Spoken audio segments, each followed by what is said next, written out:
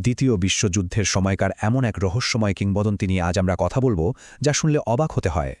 চলুন এই ফিলাডেলফিয়া এক্সপেরিমেন্টের একেবারে ভেতরে ঢুকে দেখা যাক আসলে ঘটনাটা কি।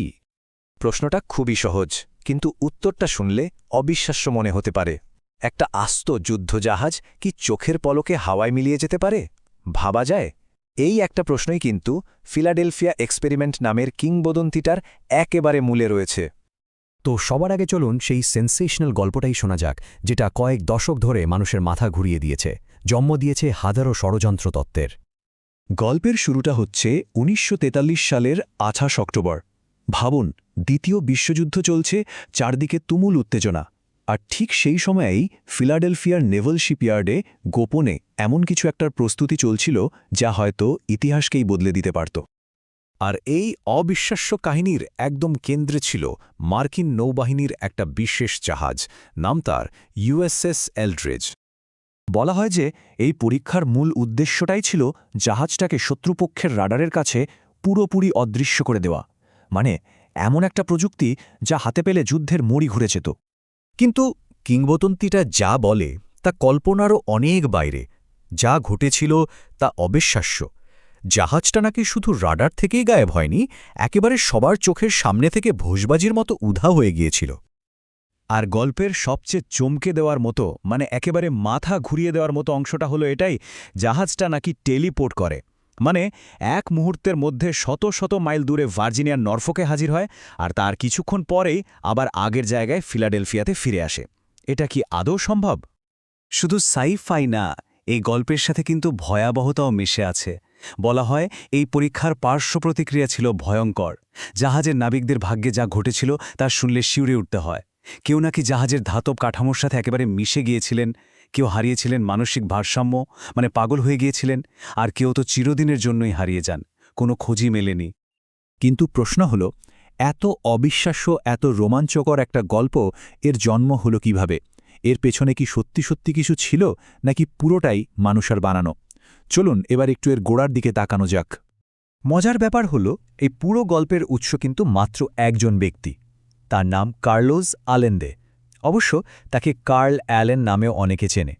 ১৯৫০-এর দশকে তিনি ইউএফও গবেষক মরিস কে জ্যাসাপকে কিছু অদ্ভুত রহস্যময় চিঠি লেখেন। আর সেই চিঠিগুলো থেকেই কিন্তু এই বিশাল কিংবদন্তির জন্ম হয়। দেখুন, একটা কিংবদন্তি কিভাবে ধীরে ধীরে ছড়িয়ে পড়ে। এর শুরুটা হয়েছিল ১৯৫৫ সালে কার্লোস আলেন্দের সেই রহস্যময় চিঠিগুলো থেকে। এরপর ১৯৫৯ সালে যখন চিঠিগুলোর প্রাপক জেসাপের রহস্যজনকভাবে মৃত্যু হয়, তখন ষড়যন্ত্রের তত্ত্বগুলো আরও ডালপালা মেলে। এরপর ১৯৭৯ সালে এই বিষয়ের উপর একটা বই বের হয়, the Philadelphia experiment, project invisibility. আর সবশেষে ১৯৮৪ সালের একটা সিনেমা এই গল্পটাকে সারা বিশ্বের মানুষের কাছে পৌঁছে দেয়।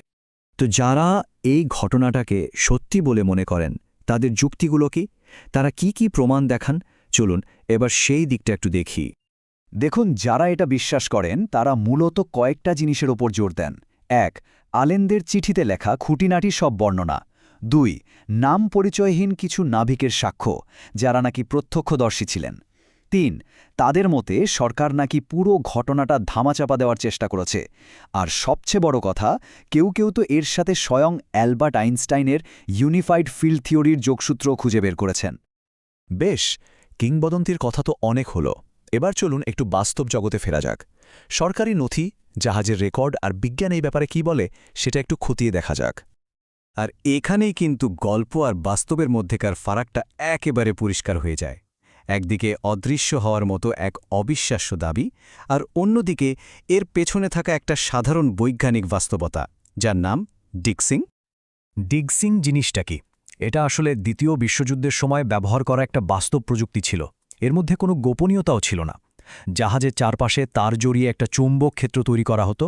এর উদ্দেশ্য ছিল জাহাজটাকে ম্যাগনেটিক মাইন বা টর্পিডোর হাত থেকে বাঁচানো, মানে সেগুলোর কাছে অদৃশ্য রাখা। মানুষের চোখ বা র্যাডারকে ফাঁকি দেওয়া এর কাজ ছিল না।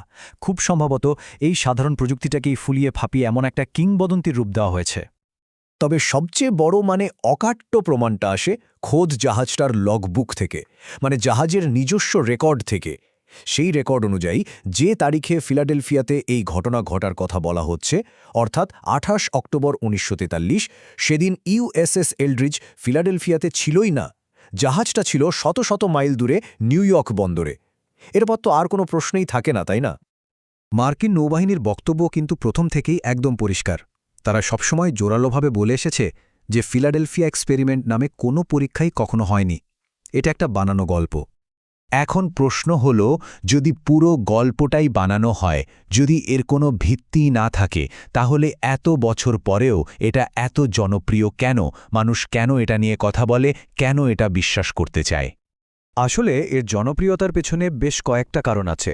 প্রথমত, এটা ইতিহাস আর সায়েন্স ফিকশনের একটা দারুণ মিশ্রণ।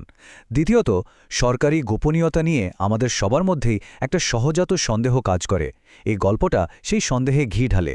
আর সত্যি কথা বলতে কি, সাধারণ একটা বাস্তবতার চেয়ে এমন একটা অবিশ্বাস্য উত্তেজনাপূর্ণ গল্প শুনতেই তো বেশি ভালো লাগে, তাই না? আর এখন তো এটা পপ কালচার আর ইউএফও কাহিনীর একটা অংশই হয়ে গেছে। এই কথাটা হয়তো পুরো ব্যাপারটাকে খুব ভালোভাবে ব্যাখ্যা করে।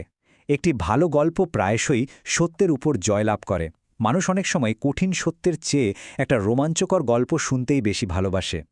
আর ফিলাডেলফিয়া এক্সপেরিমেন্ট নিঃসন্দেহে তেমনই একটা অসাধারণ গল্প। শেষ পর্যন্ত এই গল্পটা আমাদের একটা বেশ বড় প্রশ্নের মুখোমুখি করে দেয়। বিজ্ঞান যা করতে পারে আর আমাদের কল্পনা যা করতে পারে বলে বিশ্বাস করতে চায়, এই দুটোর মধ্যেকার সীমারেখাটা আসলে কোথায়? এই ভাবনাটা নিয়েই আজকের মতো শেষ করছি।